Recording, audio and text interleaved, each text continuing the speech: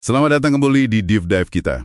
Oke, di depan kita ini sudah ada tumpukan analisis ya, yang Anda kumpulkan mengenai dinamika pasar yang cukup unik nih di penghujung tahun.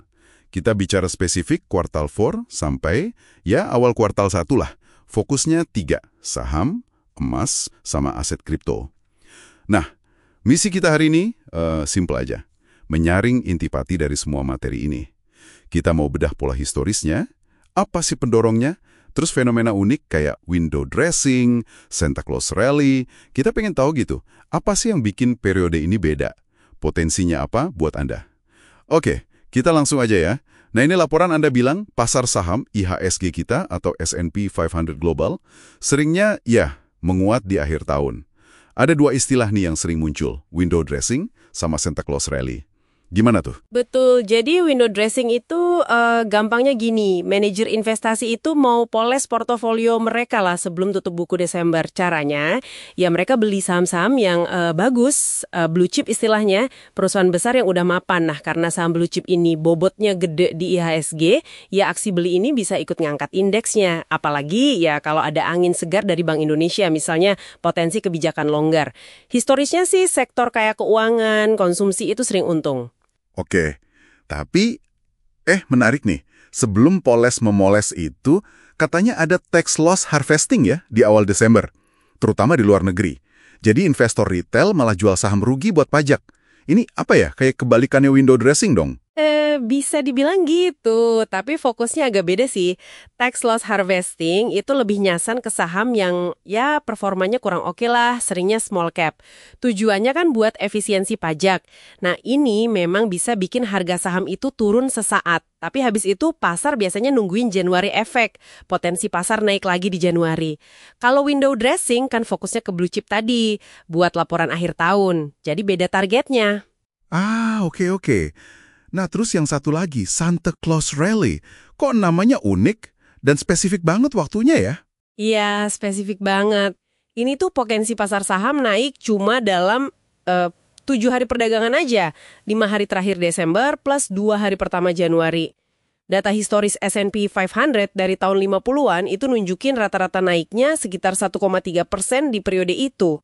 Probabilitasnya juga lumayan, 76%. Uniknya lagi nih, kalau misalnya rally ini nggak terjadi, data historis malah nunjukin kinerja pasar setahun ke depan seringnya lebih bagus. Aneh kan? Agak lawan intuisi ya. Iya juga ya. Oke, itu saham ya. Banyak dipengaruhi institusi dan sentimen akhir tahun. Sekarang kita geser dikit ke emas. Ini kan sering dianggap beda nih karakternya. Laporan Anda bilang emas juga punya pola musiman kuat di Q4 sampai Q1. Apa nih yang dorong? Iya, Mas juga punya polanya. Ada 3 pilar utama sih biasanya. Pertama, itu permintaan fisik dari Asia. Musim nikah di India, Imlek di Tiongkok itu biasanya rame. Meskipun ya, kalau harga emas lagi tinggi banget kayak sekarang, mungkin agak nahan dikit permintaannya. Terus yang kedua, dan ini kayaknya yang lagi dominan banget sekarang, itu permintaan dari sisi investasi. Pemicunya? Ekspektasi pasar yang kuat banget kalau The Fed, Bank Sentral AS, bakal mulai pangkas suku bunga. Oh, jadi gara-gara ekspektasi The Fed mau turunin bunga ya? Betul, emas kan aset non-yielding, nggak kasih bunga atau dividen. Jadi pas ekspektasi bunga turun, emas jadi lebih menarik dibanding obligasi misalnya. Nah, ditambah lagi faktor ketiga, ya ketidakpastian geopolitik global, pemilu AS, konflik di mana-mana, itu bikin emas jadi safe haven. Buktinya ya kelihatan dari lonjakan investasi di ETF emas, transaksi OTC, itu diproyeksi naik lumayan di kuartal 1 2025 nanti. Wah, jadi emas ini kayak multifungsi ya, lindung nilai inflasi, risiko geopolitik, sama pelemahan mata uang juga gara-gara kebijakan moneter tadi. Oke, nah terus yang terakhir, kripto. Kalau ini gimana? Laporan Anda bilang polanya nggak sekonsisten saham atau emas. Tepat. Kripto ini dari analisis Anda ya, lebih kayak aset risk on. Artinya, orang beli kalau lagi optimis, lagi berani ambil resiko tinggi. Jadi geraknya itu mirip-mirip sama saham, sama sentimen makro. Volatilitasnya juga, ya kita tahu lah ekstrim banget. Makanya pergerakannya di akhir tahun itu lebih kayak apa ya, cerminan atau turunan ekspektasi ke The Fed aja. Jadi kalau pasar lagi happy, mikir The Fed bakal longgarin kebijakan, likuiditas banyak, baru kripto ikut naik gitu. Semacam barometer risk appetite ya. Bisa dibilang gitu. Kripto bisa jadi semacam indikator seberapa berani pasar ambil risiko dan gimana kondisi likuiditas global. Tapi ya tentu aja faktor lain kayak regulasi, persetujuan ETF kripto, itu juga pengaruhnya gede banget lepas dari pola musiman akhir tahun. Oke. Jadi kalau kita coba tarik benang merahnya nih, dari saham, emas, kripto, kayaknya semua balik lagi ke satu titik ya, kebijakan bank sentral. Iya, sangat dominan. Keputusan The Fed di AS sama Bank Indonesia di sini, itu jadi porosnya. Pasar sekarang ini, menurut sumber Anda ya, udah pricing in lah, udah masukin ekspektasi The Fed bakal pangkas bunga.